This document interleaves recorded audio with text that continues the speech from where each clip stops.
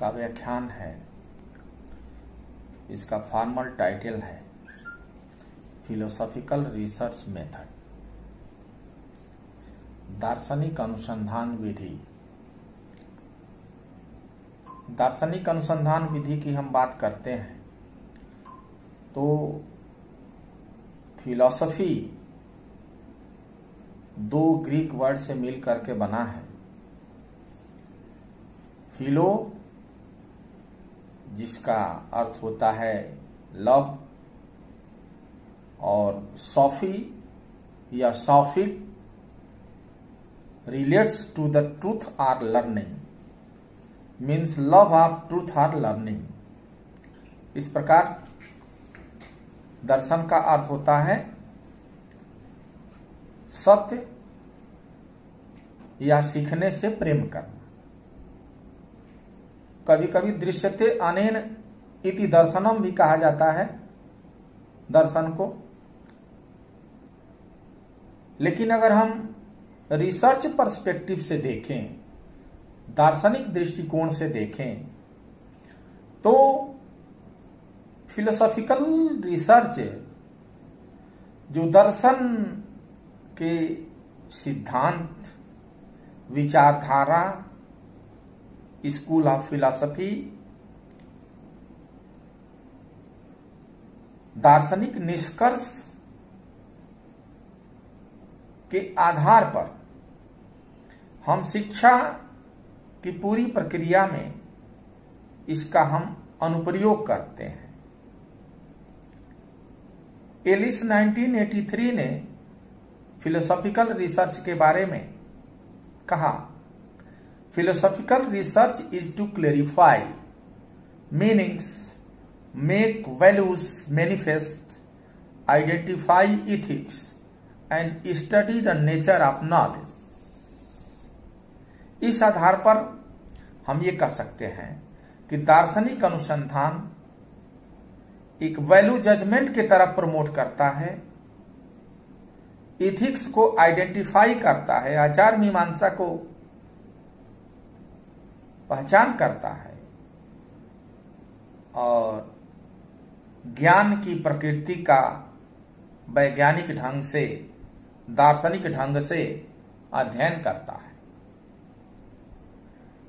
A philosophical researcher is expected to consider a philosophical question from all perspectives by examining conceptual meaning, raising further question, proposing answer and suggesting the implication of those answer।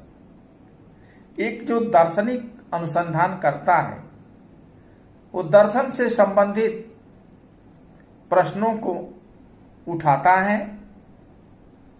और सभी दृष्टिकोण से उनको examine करता है, conceptual frame बनाता है, question को रेज करता है, संभावित उत्तर को प्राप्त करता है और उन उत्तरों को इंप्लीमेंट करता है। और दार्शनिक जो अनुसंधान है इसमें डेटा हमारे होते हैं आंकड़ा। The data sources for most philosophical studies is written material and verbally expressed ideas. इसके अंदर जो डेटा होते हैं वो जो लिखित सामग्री है या जो विचार है, इसके आधार पर हम आंकड़ा करते हैं। इसलिए प्लेटो का नाम हम लेते हैं। Plato said that philosophy begins in wonder. दर्शन का शुरुआत, दर्शन का प्रारंभ आश्चर्य से होता है, wonder. Plato said that philosophy begins in wonder. Common features of the methods that philosophers follow philosophical method include methodic doubt. First, we can say methodic doubt, a systematic process of being skeptical about doubting the truth of one's belief. And then second, argument, provide an argument or several arguments supporting the solutions. Third, didactic, present the solution and arguments for criticism by other philosophers and help them judge their own.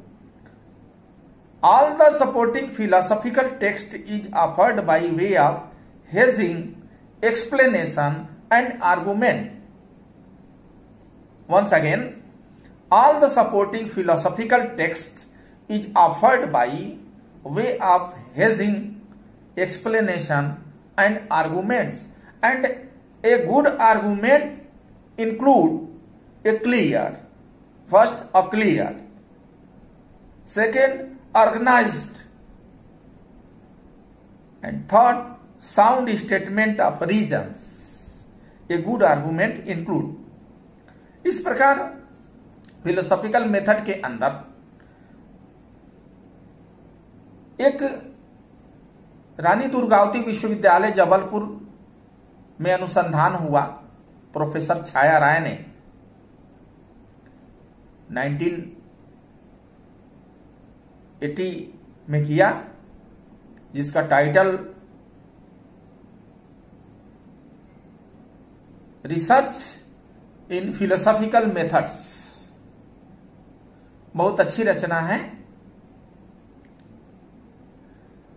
जब हम दार्शनिक अनुसंधान पर बात करते हैं, philosophical research पर बात करते हैं, मैं बाइलिंगुअल इसको रख रहा हूं नेचर ऑफ रिसर्चर को देख करके कि हिंदी और अंग्रेजी माध्यम के भी जो शोधकर्ता होंगे उनके लिए उनके दृष्टिकोण को देखते हुए मैं बाइलिंगुअल इसको रख रहा हूं।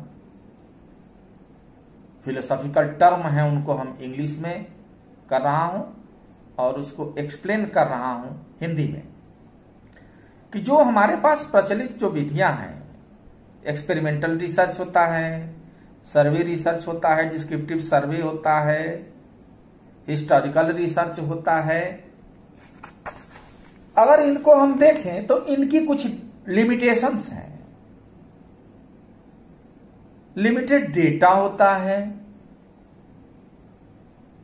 सैंपलिंग रिप्रेजेंटेटिव है कि नहीं है, ऑब्जेक्टिव क्लियर है कि नहीं है, वेरीफाइबिलिटी है कि नहीं है, जनरलाइजेशन हम कर सकते हैं कि नहीं कर सकते हैं, लिमिटेशन ऑफ टूल्स, जो हम टूल यूज कर रहे हैं उनकी भी सीमाएं हैं, टूल एप्लीकेशन की भी सीमाएं हैं, लिमिटेशन ऑफ एनालिसिस अर्थात हाउ टू यूज पैरामेट्रिक और नॉन पैरामेट्रिक स्टैटिस्टिक्स, इसकी भी सीमाएं हैं,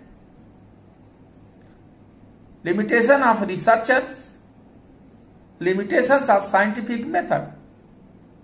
इस दृष्टिकोण से एक्सपेरिमेंटल रिसर्च, डिस्क्रिप्टिव सर्वे, हिस्टोरिकल रिसर्च से आगे की बात हम फिलोसॉफिकल रिसर्च की हम करते हैं, जहां से विज्ञान जिन प्रश्नों का उत्तर हमको विज्ञान से नहीं मिलता है, वहीं से दार्शनिक अनुसंधान प्रारंभ होता है, वहीं से दर्शन प्रारंभ होता है। मैं कुछ उदाहरण के साथ जो फिलोसॉफिकल मेथड हैं, इसमें टाइप्स ऑफ जो रिसर्चेज हैं जो पॉपुलर हैं उनकी मैं बात कर रहा हूं। लोग टाइटल रखते हैं जो हमारे एजुकेशन के अंदर या एमएड करने के बाद, एमए एजुकेशन के बाद जो स्थिति होती है, जो हमारे रिसर्चर हैं या जो रिसर्च किए जाते हैं या जो रिसर्च किए गए हैं, उसके टाइटल कुछ इस प्रकार से रहते हैं। एक तो ये हो सकता है कि educational philosophy, ideas of Shri Sathya Sai बाबा, रविंद्रनाथ टैगोर, विवेकानंद, अरविंदो, जे कृष्णमूर्ति, पंडित मदन मोहन मालवीय, बाल गंगाधर तिलक, एक तो ये हमारा पैटर्न होता है। दूसरा जो पैटर्न होता है वो educational implication of idealism, humanism, realism, Buddhism आदि जो विचारधारा है उनका हम एजुकेशनल इंप्लीकेशन देखते हैं, शैक्षिक अनुप्रयोग देखते हैं। तीसरा जो टाइटल जो प्राय जो फिलोसॉफिकल रिसर्च या फिलोसॉफिकल मेथड जो किए जाते हैं, comparison of humanism and pragmatism, अर्थात किन्हीं दो विचारधारा को लेकर के हम तुलना करते हैं, दो दार्शनिक विचारधारा को लेकर के हम तुलना करते हैं।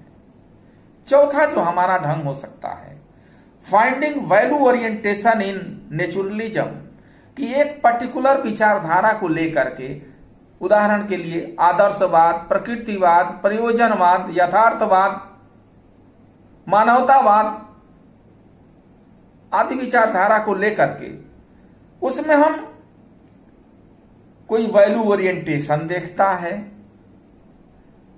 कोई वैल्यू क्लेरिफिकेशन देखता है, कोई वैल्यू एजुकेशन को देखता है, कोई इन्वायरमेंटल एजुकेशन को देखता है, कोई इन्वायरमेंटल प्रोटेक्शन को देखता है। कुछ इस प्रकार से टाइटल हमारे पास होते हैं। एक और टाइटल लिखने का N analysis analytical study of a particular philosophy idea और थिंकर, उनका हम एनालिसिस करते हैं। Critical study of A Buddhist philosophy, कोई एक हम लेकर के दार्शनिक विचारधारा का हम क्रिटिकल स्टडी करते हैं। कभी कभी एक टाइटल हो सकता है कि understanding idealism, naturalism, pragmatism, issues of a subject, इसमें बायो हो सकता है, हिस्ट्री हो सकता है, बिल्डिंग सिंथेसाइजिंग ए फिलोसफी। इस प्रकार से हमारे पास दर्शन के जो टाइटल हैं, दार्शनिक अनुसंधान के जो शीर्षक हैं, इस प्रकार से उनको हम लिखते हैं। लेकिन आज जो philosophical criticism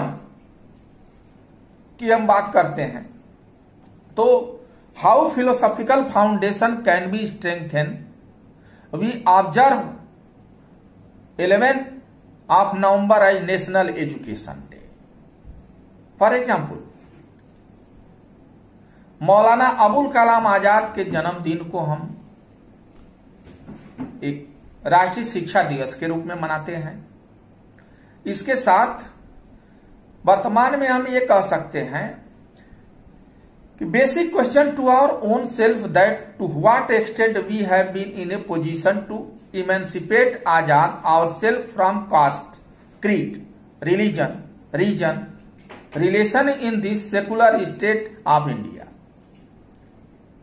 To what extent we have been in a position to have democratic socialistic dialogues, to what extent we have been a position to integrate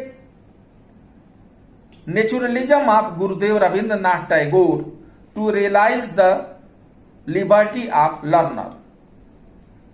इसी प्रकार से बाल गंगाधर तिलक का मूल्यांकन एक शिक्षा शास्त्री के रूप में, एक दार्शनिक के रूप में, एक समाज सुधारक के रूप में भी किया जा सकता है। Educational philosopher of class of doctor S Radhakrishnan to enlighten us, let us search and research, अर्थात दर्शन के अंदर सर्च और रिसर्च, हम फुली सेटिस्फाइड नहीं होते हैं। हम वहां पर फिलोसफाइजिंग ऑफ आइडियाज, जो विचार हैं उनका हम दार्शनिकीकरण करते हैं। इस प्रकार अब नेक्स्ट जो इसमें है टूल्स ऑफ फिलोसॉफिकल रिसर्च, जो दार्शनिक अनुसंधान है, इसमें जो डाटा आंकड़ा जो हम प्राप्त करते हैं उसके लिए कीन ऑब्जर्वेशन, बहुत ही हमको अवलोकन करना पड़ता है। ओपन आईज, आंख को बंद नहीं रखना पड़ता है, आंख को हमको खोले रखना पड़ता है। ये एक्सपेरिमेंटल रिसर्च या डिस्क्रिप्टिव सर्वे या हिस्टोरिकल रिसर्च नहीं है। ये ओपन आई, आंख को हमको खोले रखना है। एंड सेंसिटिवनेस, सेंसिटिव भी हमको रहना है। फिलोसॉफिकल रिसर्च में जो टूल है, कोई इंटेलिजेंस टेस्ट, क्रिएटिविटी टेस्ट नहीं है। इसमें कीन observation, open eyes, sensitiveness, curiosity, उत्सुकता। जब तक एक रिसर्चर उत्सुक नहीं होगा तब तक वो फिलोसॉफिकल रिसर्च को कंप्लीट नहीं कर पाएगा। पैशन, एक दार्शनिक अनुसंधानकर्ता के अंदर एक जुनून होता है। जब तक जुनून नहीं होगा तब तक हम दार्शनिक अनुसंधान को हम नहीं पूरा कर पाएंगे। थिंकिंग, रीजनिंग, आर्गुइंग, ये हमारे पास thinking, reasoning, arguing, etymology, history, impartial, holistic इत्यादि हमारे पास ये जब तक पैशन नहीं होगा तब जाकर के हम ये हमारे लिए दार्शनिक अनुसंधान के टूल होते हैं। और फिलोसॉफिकल रिसर्च के अंदर जो मेथड हम अप्लाई करते हैं, इसके अंदर एक thinking, reading, noting, thinking, noting, reading, thinking, noting, reading, ये हमारे पास ये साइकिल ये चलता रहता है। अगर इसको हम कहें थिंकिंग, नोटिंग, रीडिंग को, तो चिंतन, मनन, अध्ययन, दार्शनिक अनुसंधान चिंतन, मनन और अध्ययन के मॉडल पर चलता है। Putting all available thought and ideas in a systematic way, एक जो हमारे जो विचार हैं उनको एक सिस्टमेटिक ढंग से हम प्रस्तुत करते हैं। अब दार्शनिक अनुसंधान के अंदर जो हमारे चैप्टर बनते हैं, अगर हम कह सकें तो इंट्रोडक्शन, सबसे पहले हमारा इंट्रोडक्शन होता है। इंट्रोडक्शन के बाद द प्रेजेंट स्टडी, जो हम अध्ययन करते हैं। इसके बाद जो चैप्टर बनता है द रिव्यू ऑफ वर्क्स, जो काम किए गए हैं उनका रिव्यू हम करते हैं, review related work. Then view point first, कि एक जो विचारधारा है, पहली जो हमारी दार्शनिक विचारधारा है, दार्शनिक निरूपण है, उसको व्यू पॉइंट फर्स्ट हम कहते हैं। Then view point second, implication of view point first, अर्थात व्यू पॉइंट फर्स्ट जो पहला दृष्टिकोण है उसका नेक्स्ट चैप्टर में हम इंप्लीकेशन करते हैं, पहली दार्शनिक विचारधारा को दूसरे चैप्टर में उसका हम अनुप्रयोग करते हैं।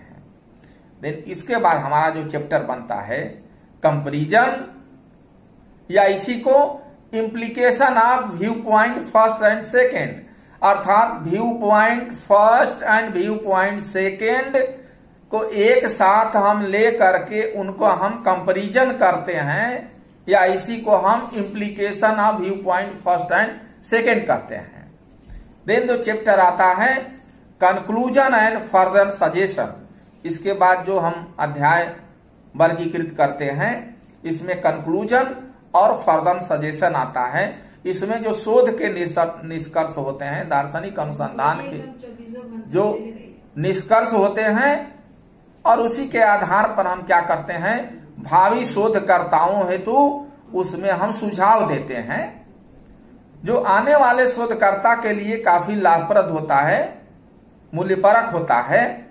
और इसके बाद हमारा होता है रिफरेंसेज या बिब्लियोग्राफी, रिफरेंसेज और बिब्लियोग्राफी का हम प्रयोग करते हैं। और एक और दार्शनिक अनुसंधान में फिलोसॉफिकल रिसर्च थ्रू सर्वे, ये भी दार्शनिक अनुसंधान का एक तरीका है। मैं एक उदाहरण के द्वारा इसके भी चैप्टराइजेशन को प्रस्तुत कर रहा हूं। टॉपिक हमारा होगा contemporary approaches to value education in India. हमने फिलोसॉफिकल सर्वे रिसर्च का टॉपिक रखा contemporary approaches to value education in India. अब इसको हमको चैप्टराइजेशन में कंप्लीट करना होगा। ये मॉडल है education in human values the emerging concept, ये हमारा चैप्टर होगा, education in human values the emerging concept. दूसरा होगा a review of writing and research on value education. तीसरा चैप्टर हमारा द प्रेजेंट स्टडी। इसके बाद the Jain approach to value education. Next chapter होगा the Sikh approach to value education. Next chapter होगा the Christian approach to value education. Next chapter होगा the Islamic approach to value education. Next chapter होगा Shri Ramakrishna Mission approach to value education. Next chapter होगा the Arya Samajist approach to value education. Next chapter होगा Shri Aurobindo approach to value education. Next हमारा होगा J Krishnamurti approach to value education. Next हमारा chapter होगा Bharatiya Vidya Bhavan approach to value education. Next chapter होगा Shri Sathya Sai Baba approach to value education. इसके बाद हमारा जो चैप्टर बनेगा analysis, conclusions, implications and suggestion.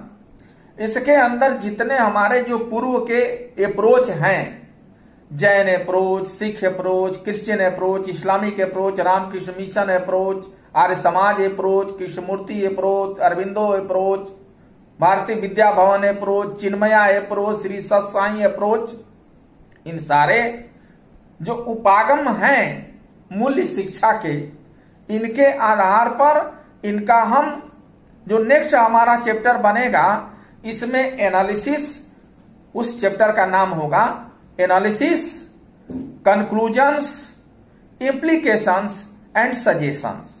इसमें हम analysis, conclusion, implication and suggestion, इसमें सारे जो हमारे जो ये हमारा मेन फाइंडिंग्स वाला चैप्टर होगा। ये जो दार्शनिक अनुसंधान के अंदर एक रिसर्चर जो फाइंड करता है, जो उसको प्राप्त करता है, जो उसको एक रिसर्चर जो फाइंडिंग जो उसको मिलता है, जो कंक्लूजन मिलता है, उसका क्या कोई एक हम फिलोसॉफिकल रिसर्च करते हैं तो उसका क्या एजुकेशनल इम्प्लीकेशन होगा, इसके आधार पर हम सजेशन फिर देते हैं। एक रिसर्चर सजेशन देता है कि इस रिसर्च के आधार पर आने वाले जो हमारे रिसर्चर होंगे उनको जैसे क्या दृष्टि मिलेगी, क्योंकि शोध होता है सिर्फ सैद्धांतिक अभ्यास नहीं होता है, दार्शनिक अनुसंधान सिर्फ एक सैद्धांतिक अभ्यास नहीं होता है, वो उसके द्वारा आने वाले शोधकर्ताओं को एक दार्शनिक दृष्टि मिलती है, एक उनको विजन मिलता है, जिससे सर्च रिसर्च और जिसको हम कह रहे थे कि चिंतन, मनन, अध्ययन, जो हमने इससे पहले एक साइकिल बताया कि चिंतन, मनन और अध्ययन के आधार पर हम जो हमारा जो चैप्टर होता है वो analysis, conclusion, implication and suggestion का होता है। और इसके बाद जो लास्ट हमारा जो चैप्टर बनता है वो समरी होता है, सारांश जिसको हम कहते हैं। कभी कभी पूरा मोटा थेसिस एक रिसर्चर लिखता है। विशेष रूप से पहले ही मैं कहा कि जो फिलोसॉफिकल रिसर्च होता है, इसका जो हमारा जो सोर्स होता है वो रिटेन मटेरियल होता है या वैल्यूएबल आइडियाज होता है। इसलिए यहाँ पर जो दार्शनिक अनुसंधान करता होता है वो थेसिस को काफी, वो उसकी मोटी थेसिस हो जाती है, 500 पेज, 600 पेज, 700 पेज। बहुत पहले तो मोटी मोटी थेसिस हो जाती थी। इस स्थिति में कोई भी व्यक्ति के पास इतना धैर्य साहस रखना बड़ा मुश्किल कार्य होता है कि पूरा वो 600 पेज की थेसिस को वो पढ़े। इसलिए वर्तमान संदर्भ में फिलोसॉफिकल जो रिसर्च है, फिलोसॉफिकल मेथड है, इसके अंतर एक समरी का भी चैप्टर वो बनाया जा रहा है। समरी, एक जो रिसर्चर है वो समरी करता है कि हम पूरा थेसिस नहीं पढ़ेंगे और यदि हम समरी के चैप्टर को यदि पढ़ लेते हैं तो उसका जो कंक्लूजन है, उसका मेन जो फाइंडिंग्स है, उसके बारे में हम अध्ययन कर लेते हैं और जानकारी हमको प्राप्त कर लेते हैं। इसलिए समरी का चैप्टर होता है।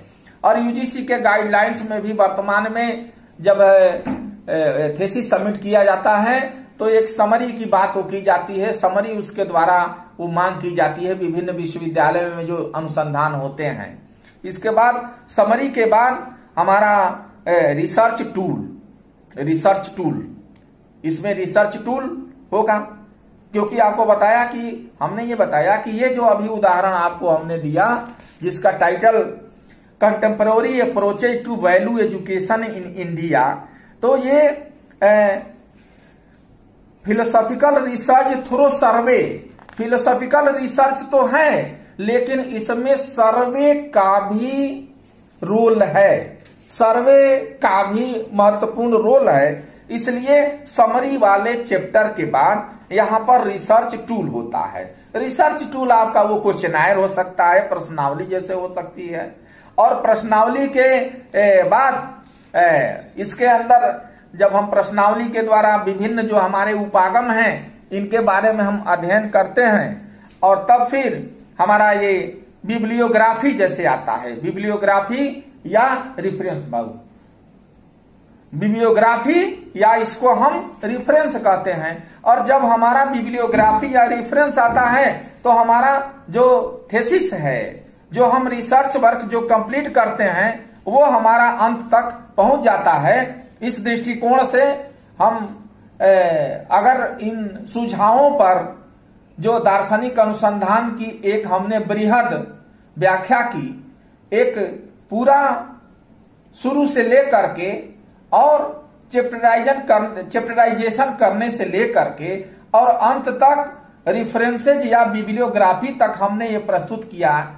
मुझे उम्मीद है कि शिक्षा के अंदर जो एमए एजुकेशन करके या एमएड करके जो रिसर्च करना चाहते हैं या रिसर्च करेंगे, जो शोधकर्ता एक रिसर्च का एक विजन रखे हैं फिलोसॉफिकल रिसर्च के बारे में, वो निश्चित रूप से इससे लाभान्वित होंगे। और अंत में मैं एक आपकी जानकारी के लिए जो रानी दुर्गावती विश्वविद्यालय जबलपुर में प्रोफेसर छाया राय द्वारा एक किताब है स्टडीज इन फिलोसॉफिकल मेथड्स, पुनः मैं कह रहा हूं स्टडीज इन फिलोसॉफिकल मेथड्स, इसका भी आप अवलोकन करेंगे तो आपको एक दार्शनिक दृष्टिकोण मिलेगी और इसके द्वारा आप काफी हद तक अपने को दार्शनिक अनुसंधान पर आपकी मास्टरी होगी और अपने दार्शनिक अनुसंधान को